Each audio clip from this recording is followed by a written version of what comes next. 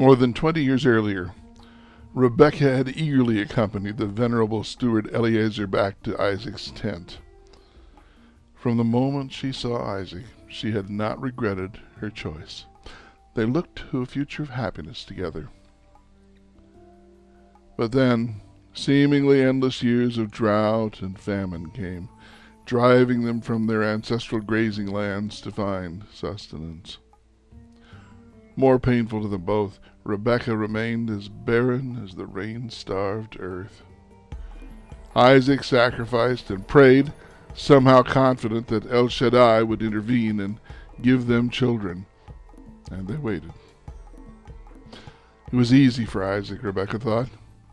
He had the memory of Mount Moriah, of the voice from the clouds staying his father's hand, of a ram caught in the brambles.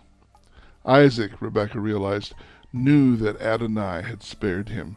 Isaac somehow knew that the promise of a multitude of children made to his father Abraham would be fulfilled through him. Isaac knew. Perhaps she too had once felt such certainty, but after 20 years of waiting, her certainty had evaporated. She felt herself drying out, her hope withering, like the drought-stricken lands they passed through. She wondered if she too would be left behind for greener pastures. She could not let that happen. Whatever some deity might promise, sometimes men and women must act, she thought. That's what my family believes. So she decided to act. She remembered the day, at dusk, just as the evening star announced the coming of night, when she decided to speak those thoughts. Isaac, my husband, Rebekah approached him carefully in his tent. 15 years we have been man and wife. 15 years, my lily, Isaac said, smiling at her in the flickering light of the oil lamp. And still Elohim has not blessed me with a child, Rebekah continued. Not blessed you yet, Isaac interrupted her. Adonai will not forget his promise. As you will, husband. Rebekah paused, wondering how to broach the subject again. But we must do our part, even depending on Adonai Elohim.